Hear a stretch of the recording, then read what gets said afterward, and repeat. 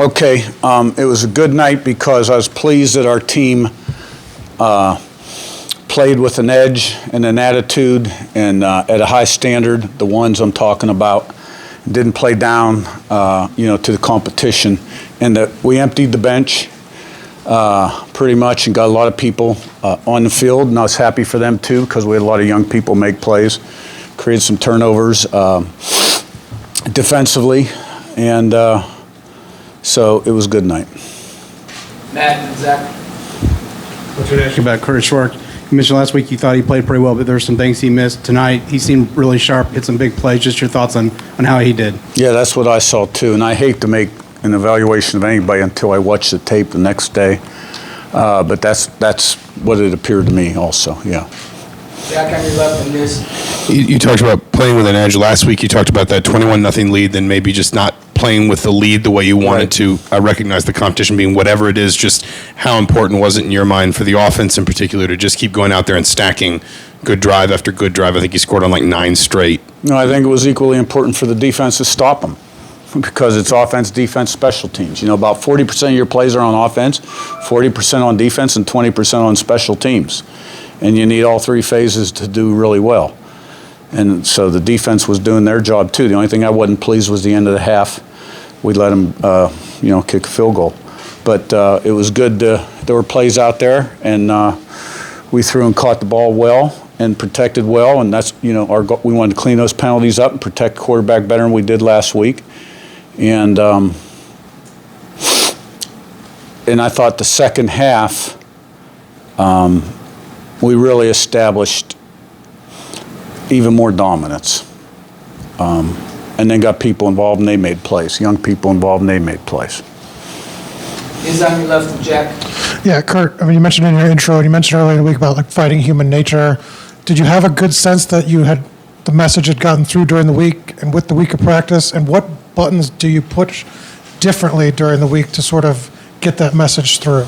Yeah, I did. I thought every day built on the last. Tuesday wasn't a great day, and talked to the team afterwards about it.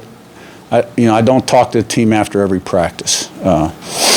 Most of them I do, but had some things to say, and I had a captive audience, and they applied it the next day, and we had a really good day. The day before the game, we went out in shoulder pads and helmets and practiced. The day before the game, because we had to do red area work. And then they were charged up in the locker room before the game, and came out and played pretty well, it appears.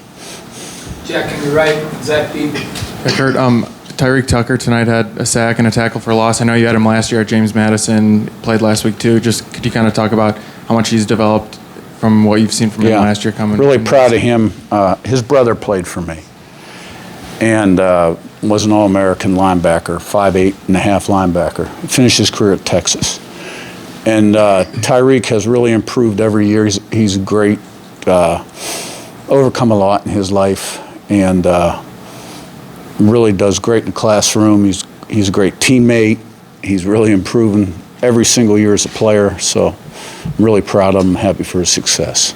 Zach B. on your right and Seth. Coach over here, defense created a couple of turnovers in that second half. How important is it to continue to create those turnovers moving forward? No, that'd be nice. That's momentum and points. So it was good to see, yeah. Seth and then Daniel.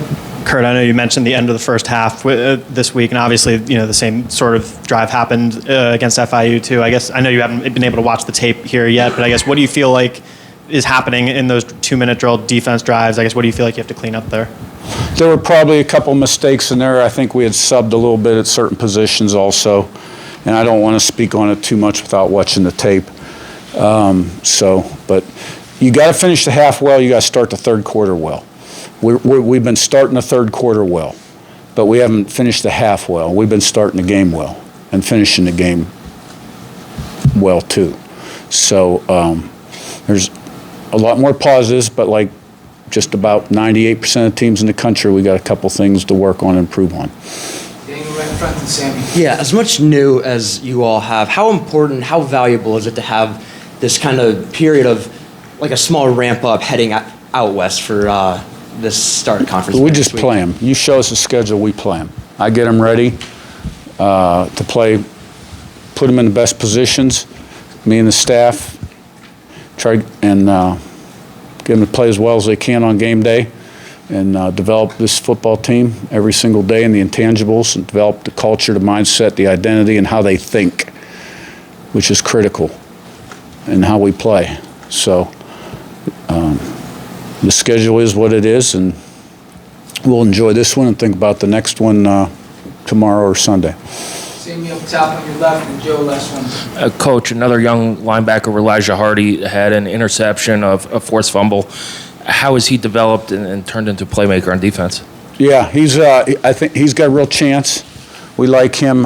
He really started to take some steps forward at the end of fall camp. Moved in that number 2 linebacker spot behind Fisher. Although, Isaiah Jones is kind of a swing guy there too.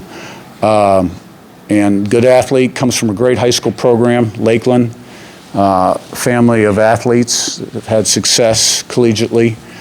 And he looked really good. He caught that ball, showed good natural hands, good movement getting in there. And the other young guy got involved tonight too, Charlie Becker, receiver, who we brought up this week and had a nice week of practice. So good to see those young guys making some plays early in their career. Joe on your right last one. Coach, right here, 6 yards per carry last week, 7 yards per carry this week. How important is it to have the offensive line and running back room really start to gel in these early weeks? Well, some of it's relative to who you play too. I hope if we have those kind of numbers later in the season, then we'll be a hot item on the clinic circuit. So, we're just doing the best we can every single game and put the best plan together for next week. All right, thanks, Coach. Thanks. Players in the waiting.